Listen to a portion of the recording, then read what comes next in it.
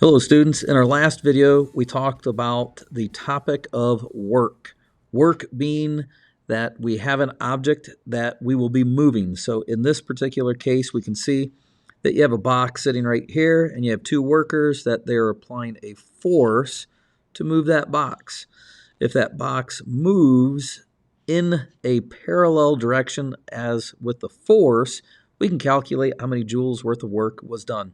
So we'd have the amount of work done here. You'd have your 100 newtons times your distance of 10 meters. So there would be 1,000 joules worth of work done. Now, if we look at each and every one of these scenarios, we're going to see that the amount of work being done is the same thing. If we have the same box being moved, let's say that the force right here is 100 newtons. We have the same box moving the same distance, same force, 100 newtons, all right? Now, I know the numbers are a little different, but bear with me. If we have that 100 Newton force being applied through the same distance, what we're going to find is that the same amount of work in every one of these cases is going to be the exact same thing. Oop, that's 1,000 joules, all right? So if the same amount of work is being done in every one of those cases, what is different? Well, it's how fast the work is being done. So in this case right here, I see 10 seconds. Well, if we can move that box with 100 newtons of force, a distance of 10 meters in 10 seconds, and then it takes, let's say in this case right here, 60 seconds to move that, what's the difference between those? Is it's the amount of power that was involved with that. More power, baby. More power, baby. More power, baby. More power, baby. More power, baby. More power, baby. More power. So power is what we're going to be talking about today. Which one of these scenarios? Is it this one here, or is it this one here that was a more powerful output? More power, baby. More power, baby. More power, baby. More power, baby. More power, baby. More power, baby. More power. Of energy. Okay, so let's take a look at that. So what exactly is this term power? Power is equal to the amount of work done divided by the time it takes to do the work. So in each one of those cases on the previous page, you had 1,000 joules worth of work that was being done. The first case, we did that amount of work in 10 seconds. So what we would have for this, and I'll put down their unit of measurement in a second, we'd have 100. Now, in the other case, you had that same amount of work being done. We moved that box 10 meters, but this time it was in 60 seconds. All right, so if we do that amount of work, and bear with me while I put this into the calculator, we have 1,000 divided by 60, you come up with 16.7, let's say. All right, now, you can see that there was a greater value associated with our power when the time required to do the work was less. All right, now, we need a unit of measurement on here. We know that the first case, doing that same amount of work in less time, was a greater power output. Now, you can relate power to your light bulbs at home. A light bulb that's a 100-watt light bulb puts out more light than what a 60-watt light bulb puts out. So if we're looking at the rate at which work is done, we're going to use the term watt or watts for this. So in the top case, we did 1,000 joules worth of work, and in the bottom case, right down here, we did 1,000 joules worth of work. But what was different was the amount of time that it took us to do both of those tasks. In the top case, we did it in a faster amount of time, so we had a greater power output. Now, what you want to make sure is that for your notes, you're going to have this information written down right here, okay? You don't necessarily have to have the story problem worked out because we're going to do plenty of those coming up, but the notes, most definitely, you want to have that down if you want credit. All right, so when we're calculating power, You might see other scenarios where you might not have the actual force given to you. All right, so if you're ever in that situation, you have to go back to looking at what the formula for work is. So it was power equals work divided by time. All right, but here you're given the mass, you're given the distance, and you've got time right here. So how are we supposed to figure out this? Well, we're lifting the object upwards, and that means that you have a mass of an object. See right here, this is our mass. If we're lifting it upwards, we're going against gravity. So mass times acceleration. Now work is force times distance. Here we've got our force. Now we just need the distance. That's the 5 meters. So times distance divided by our time.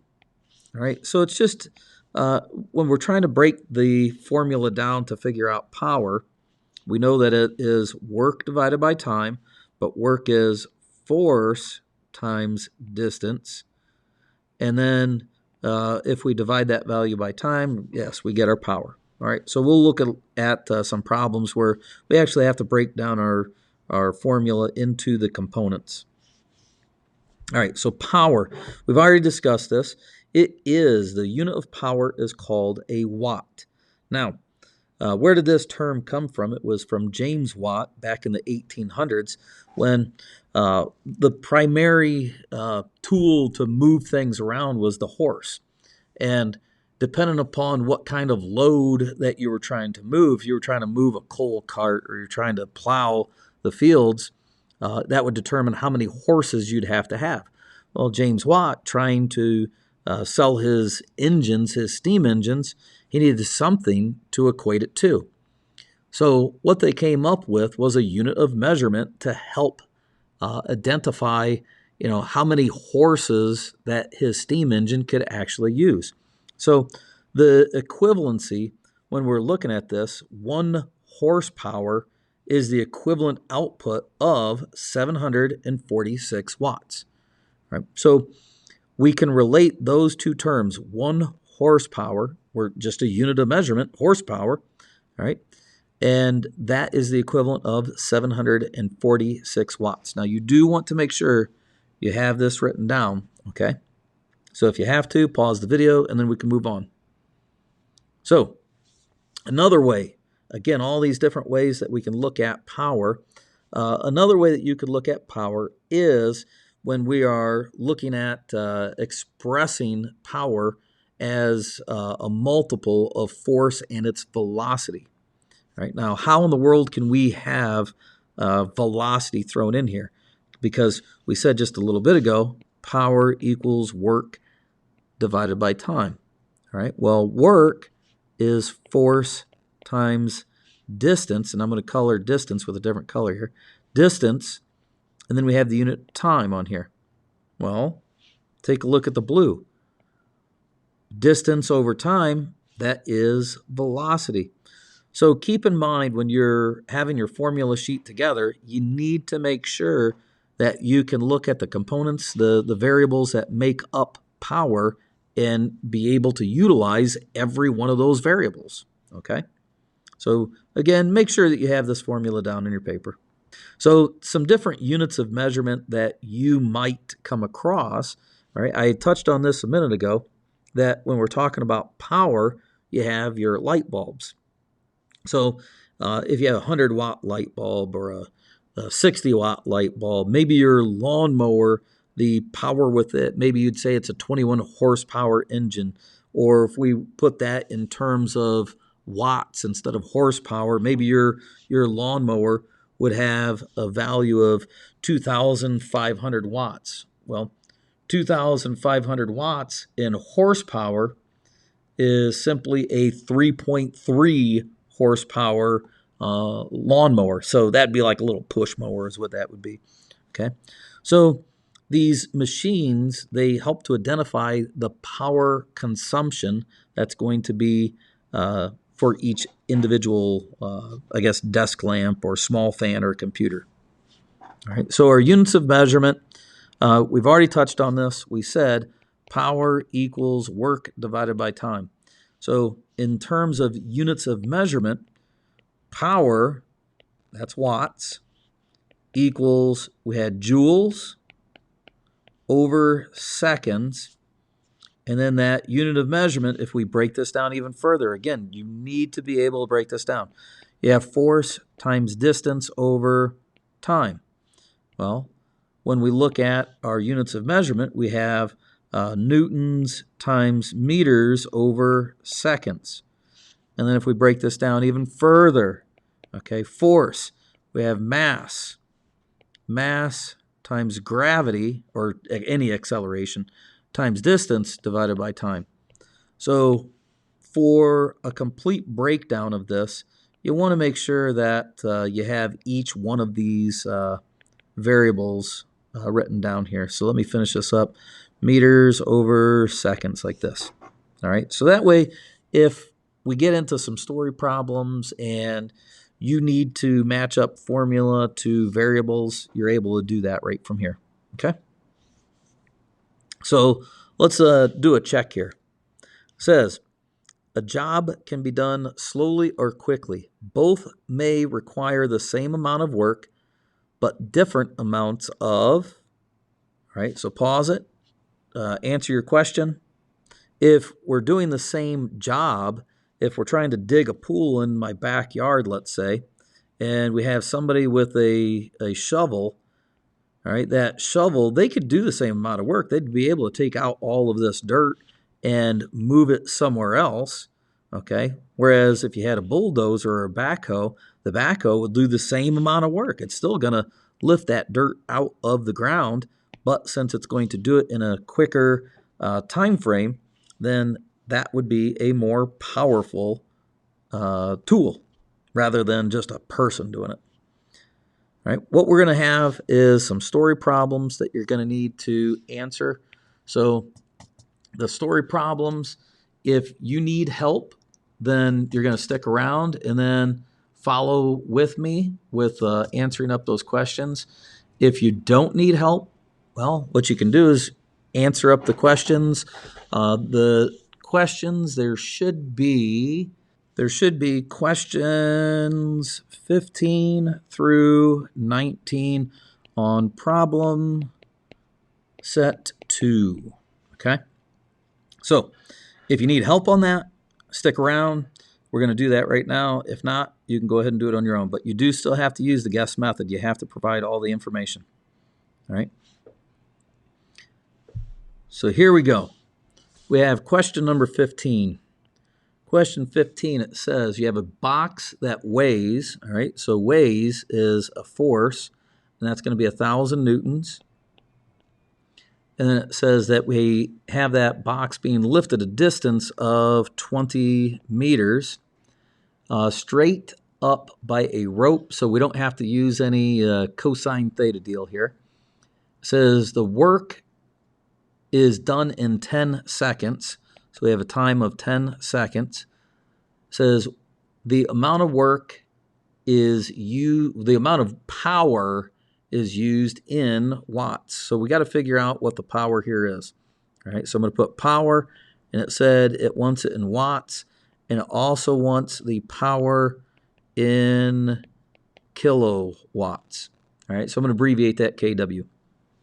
Our formula for power is force times distance divided by time, or work divided by time. And that's going to be the same for both of these, so I'm just going to put that down. All right, we start plugging in our variables here. You've got 1,000 newtons divided by times 20 meters. Now we can go divided by 10 seconds. And then the same is true for our power in kilowatts. The only difference is kilowatts, it's 1,000 watts. So whatever your answer here is for the power, okay, however many watts this is, you need to get this, all right? What we're going to do is we're going to multiply that by a conversion factor. We have 1,000 watts equals 1 kilowatt. So that's going to be your answer for part B. So you have to get this part here first before you can get the other part. All right, let's go to number 16. Number 16 says a diesel engine lifts a 225 kilogram object. Now that's mass. 225 kilogram hammer of a pile driver a distance of 20 meters in 5 seconds. So our time is 5 seconds. Now something that is interpreted here, if it's going to lift something up, then you're going to need to look at gravity. So 9.8 meter per second squared is our acceleration. It says how much work is done on the hammer. So for part A, work is force times distance. So the amount of work done here, you've got your force. Well, that's the same thing as mass times gravity. Okay, so you'll have your 225 kilograms times gravity times our distance that we would have lifted this. All right, so you work your math out and get your amount of work done. Okay, and that's going to be measured in joules. Then part B, it says what is the power of this. All right, so for part B, power equals, all right, and power equals work divided by time. Well, you'll know the amount of work from before. So when you plug this in, you got to make sure that you plug in that amount of work divided by your time of your 5 seconds, and that's going to tell you what your power usage or power output is going to be in watts. All right, so you got to figure that out on your own. Number 17, I'm going to give you a little less information, and you have to fill it in the details. So I'll give you the givens, and then you have to get the rest of it. 17, it says you have a hiker, and they carry a 20 kilogram knapsack. So our mass here is 20 kilograms.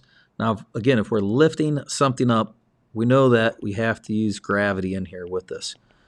All right, so you got to use gravity.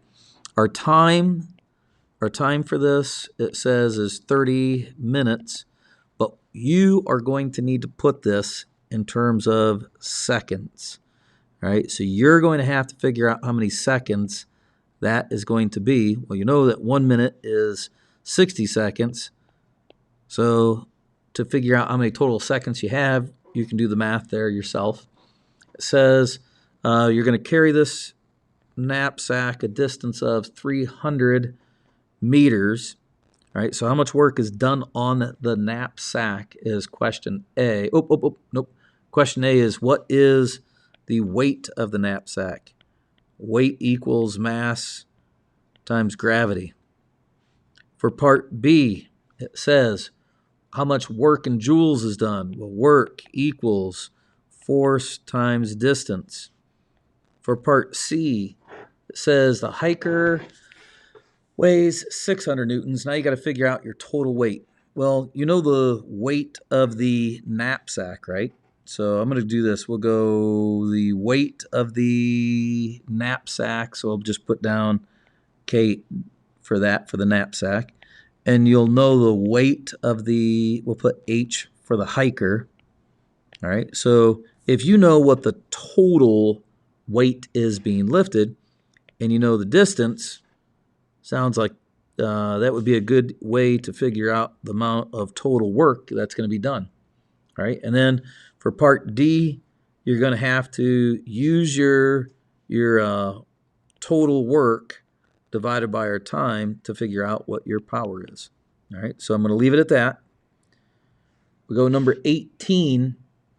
This one I'm going to give you even less. So 18 says you have a electric motor that's going to lift a mass of 2,000 kilograms. So that's the elevator there. And it's going to lift at a distance of 18 meters. And it's going to do that in a time of 40 seconds. Now, since it's an elevator and it's going to be lifting upwards, you know that you're going to have to work against gravity. So you're going to have gravity in there. All right, so for part A, you're going to have to figure out the amount of work that's done. Okay, and that's going to be in joules. For part B, you're going to have to figure out your power in watts, what that's going to be. And then for part C, we're going to have to figure out your power in kilowatts. Now, if you have to, you're going to need to go back and see what you did in the other problems, so that way you can apply it for this one. And then the last question that you have, number 19, it says you have a conveyor belt. The motor produces a force. Okay, so you have force equals, 500 newtons. And then we have a velocity of 6.5 meter per second. All right, you have to figure out what the power is. Now, we had before, power equals work divided by time. But inside of the notes, in the notes, we had what the formula you're going to need to be able to answer this. So you got to look into the notes and then fill in what you're correct.